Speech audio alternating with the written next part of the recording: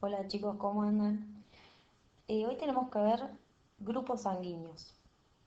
Para empezar a hablar de grupos sanguíneos, primero tenemos que definirlo y vamos a decir que estos grupos sanguíneos pertenecen a un sistema de clasificación de la sangre que se basa en los antígenos presentes en la membrana de los eritrocitos de cada individuo. Estos antígenos, que también se los puede llamar aglutinógenos, van a estar determinados por dos sistemas del código genético. Por un lado vamos a tener el sistema ABO o AB0 y por otro lado vamos a tener el sistema RH. Dentro del sistema ABO tenemos cuatro fenotipos posibles. Podemos tener individuos con sangre de tipo A, con sangre de tipo B, sangre tipo AB o sangre de tipo 0. Cuando vemos los genotipos que determinan a cada uno de estos fenotipos, podemos decir que tenemos 6 genotipos y 4 fenotipos. Esto va a estar dado porque tenemos alelos dominantes y alelos recesivos. En este caso los dominantes van a ser tanto el A como el B, eso quiere decir que siempre que estén presentes se van a expresar, y el recesivo en este caso va a ser el alelo 0. Para que se exprese este tipo de fenotipo tenemos que tener ambos alelos 0, es decir, ambos alelos recesivos. Si un alelo de tipo 0 y recesivo se combina con un alelo dominante, el que se va a expresar va a ser el gen dominante, dando como resultado este tipo sanguíneo, el tipo sanguíneo A, del alelo dominante. De esta manera, las personas que tienen sangre A en su genotipo pueden tener dos alelos dominantes, como en este caso, o un alelo dominante y un alelo recesivo. En el tipo B nos va a pasar lo mismo, podemos tener dos alelos dominantes o uno dominante y uno recesivo. En el caso de las personas que tengan sangre AB, van a tener un alelo A y un alelo B, y como dijimos que los dominantes siempre se expresan, al tener dos alelos dominantes se van a expresar ambos y nos van a dar una sangre de tipo AB.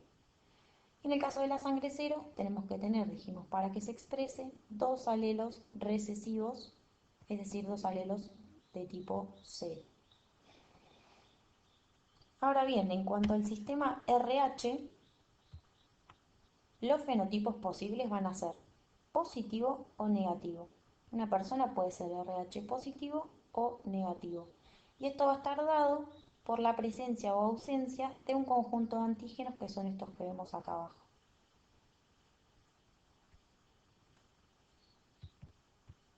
De estos antígenos, el más importante es el antígeno D. Como pueden ver, están en mayúscula o minúscula según sean dominantes o recesivos los genes que codifican para estos antígenos.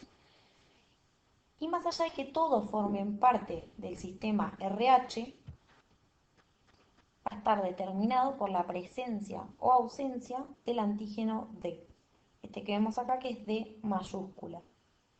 Todas las personas que tengan antígenos D van a ser RH positivos y en el caso de no presentar antígenos D van a ser RH negativos. El antígeno D es el más importante porque es el que se encuentra en mayor concentración y es el más antigénico. De esta manera vamos a tener varios tipos de grupos sanguíneos.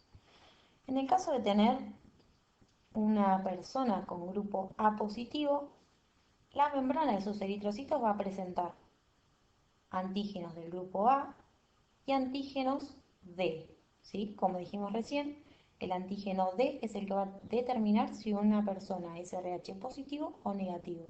Así que todos los grupos que sean positivos van a tener en la membrana de sus eritrocitos antígenos de tipo D. En el caso de que una persona sea A negativo, va a presentar solo los antígenos de tipo A y no va a presentar los antígenos D.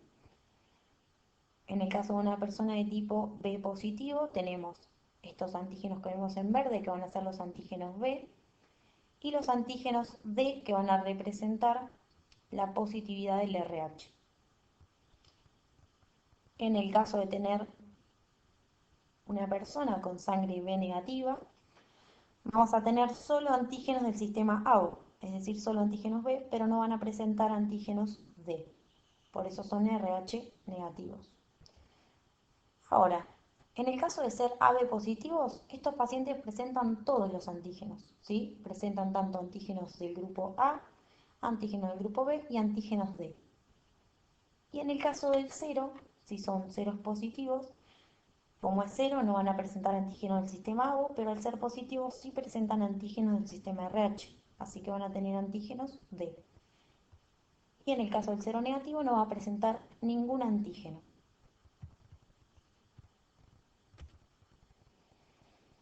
Ahora, cada individuo presenta en su plasma anticuerpos, que a ellos también le vamos a llamar aglutininas, contra todos los antígenos ausentes en la membrana de sus eritrocitos.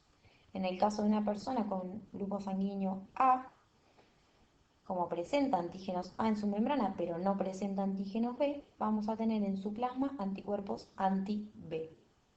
En el caso de las personas que tengan grupo sanguíneo AB, no vamos a tener anticuerpos, ya que los anticuerpos posibles son anti-A y anti-B, y como presentan ambos antígenos, no tenemos ningún anticuerpo. Y en el otro extremo tenemos a las personas que tienen grupo sanguíneo 0, que no van a presentar ningún antígeno del sistema ABO en su membrana, y por lo tanto van a tener anticuerpos contra el antígeno B y anticuerpos contra el antígeno A. Ahora bien, ¿por qué llamamos aglutininas a los anticuerpos y aglutinógenos a los antígenos? Cuando estas dos estructuras interaccionan, como vemos en esta imagen, los anticuerpos tienen varios sitios de unión, por lo que se pueden unir a más de un antígeno en varios eritrocitos. Eso hace que se forme una red de anticuerpos y eritrocitos, y eso se dice que son aglutinaciones, ¿sí? Como que los eritrocitos se empiezan a pegar entre todos y forman aglutinaciones. Aglutinación le vamos a llamar entonces al conglomerado de células que se forma, unidas por los anticuerpos. A su vez, estos anticuerpos tienen la capacidad de activar a distintos sistemas de defensa del organismo. Ya lo vamos a ver un poco mejor en inmunidad, pero cuando un anticuerpo se une a un determinado antígeno, esto puede generar la activación de sistemas de defensa que culminen con la ruptura de la célula o del antígeno reconocido por el anticuerpo.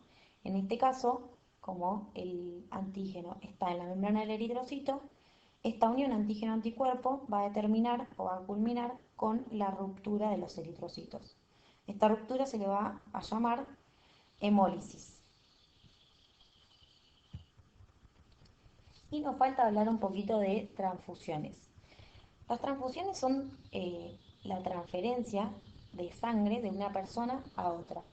Y tenemos diferentes situaciones en las que podemos necesitar de una transfusión. Por ejemplo, si un paciente perdió mucha cantidad de sangre, si quiero aumentar la capacidad de transporte de oxígeno, si quiero corregir algún déficit de factores de coagulación, entre otras situaciones que pueden requerir transfusiones.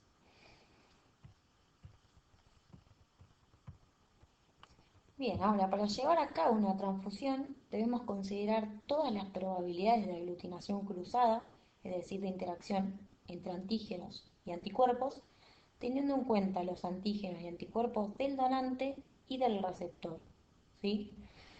Teniendo en cuenta estas dos características, podemos tener distintos tipos de incompatibilidad. Vamos a tener una incompatibilidad mayor y una incompatibilidad menor. La incompatibilidad mayor va a estar dada cuando los eritrocitos del donante son atacados por los eritrocitos del receptor. Vamos a verlo con un ejemplo. Pongamos como ejemplo un paciente que tiene sangre de tipo A, por lo tanto va a expresar en la membrana de sus eritrocitos antígeno A.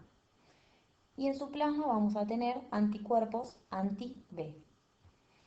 ¿Qué pasa si yo a este paciente lo transfundo con sangre de tipo B?